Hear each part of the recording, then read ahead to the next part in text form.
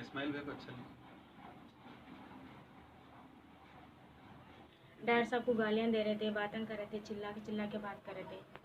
जब भी मैं बोली मैडम से हल्लू बात करो, उन लोग आके हम लोग में बातें करते, जैसे चिल्ला के नको बात करो, ऐसा बात करो।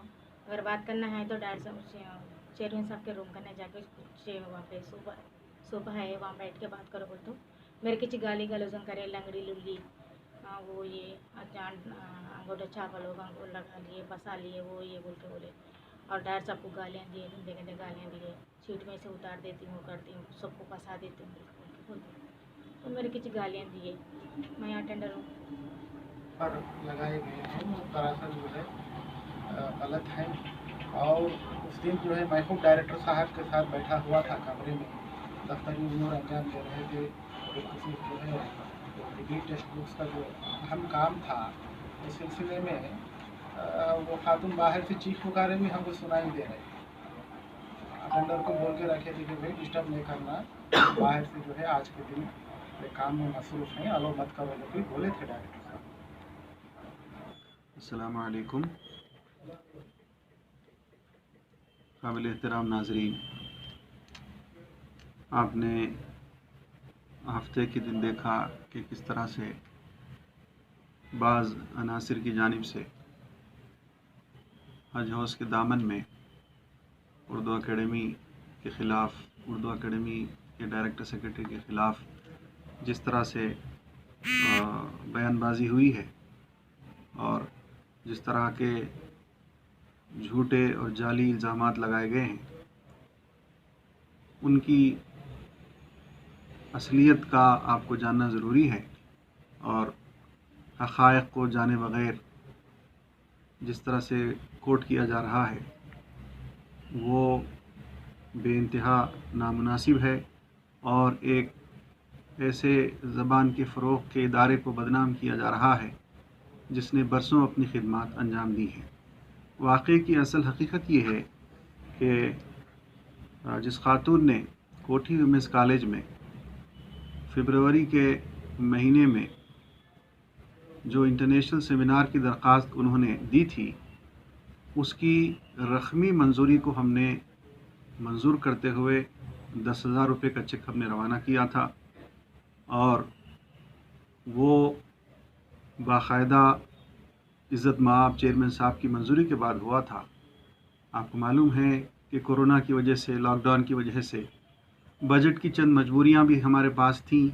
रकमी मंजूरी, फिर बाद में उन्होंने कहा कि नहीं 10,000 नहीं, हमें 50,000 चाहिए और बाकायदा उन्होंने हमारे साथ थ्रेटन करने का, इन्हें एक तरह से हम पर इन्हें ज़ोर और जबर का मामला इख्तियार किया था हमारे स्टाफ के साथ।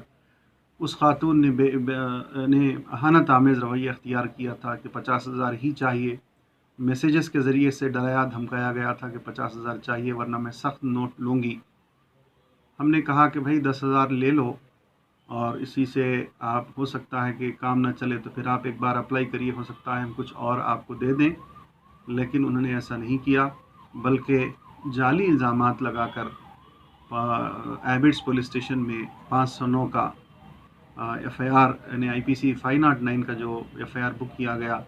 पुलिस वाले हमसे अप्रोच हुए और बाकायदा उन्होंने इन्वेस्टिगेशन किया और इन्वेस्टिगेशन करने के बाद उन्होंने ये महसूस किया, उन्होंने तमाम लोगों को बुलाया, स्टाफ के साथ बातचीत की और उनके तहरीरी बयानात लिए और बयानात लेने के बाद उन्होंने देखा कि इस तरह का कोई मॉडेस्टी को हार्म करने का कोई सबूत नहीं है। उन्होंने यहाँ तक कह दिया कि भाई हम देखेंगे कि कैरेक्टर का क्या मामला है।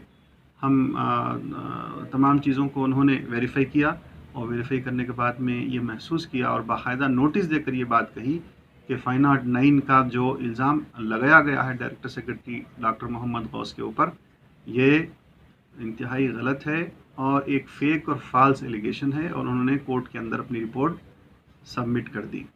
अब मैं आप हजरात से ये अपील करता हूँ कि आप इस झूठे प्रोपेगेंडे में ना आएँ, बल्कि एक इदारे की जानिब से जो दियानतदाराना काम चल रहा है उस दियानतदाराना काम के अंदर अपना कंट्रीब्यूशन दें। और ये कंट्रीब्यूशन न सिर्फ झूठे प्रोपेगेंडे के रोक लगने से हो सकता है, बल्कि वो खातून एक पेशे तदरीस से वाबस्ता हैं, उनको अपना जायज़ा लेना चाहिए और जिस तरह से धरने के अंदर हमारे ख़िलाफ़ और इज़्ज़त मआब वज़ीर दाखिला के ख़िलाफ़, इज़्ज़त मआब चेयरमैन साहब के ख़िलाफ़ जिन अल्फाज का इस्तेमाल किया गया है, हम सख्ती से उन अल्फाज की मज़म्मत करते हैं और जो क़ानूनी कार्रवाई जो हो सकती है हम करेंगे।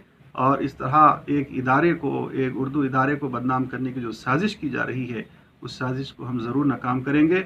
और उर्दू वालों की, उर्दू तंजीमों से मैं गुजारिश करता हूँ कि ऐसे हज़रात की पजीराई न करें, बल्कि इन हज़रात से अपने आप को बचाए रखें। बहुत बहुत शुक्रिया।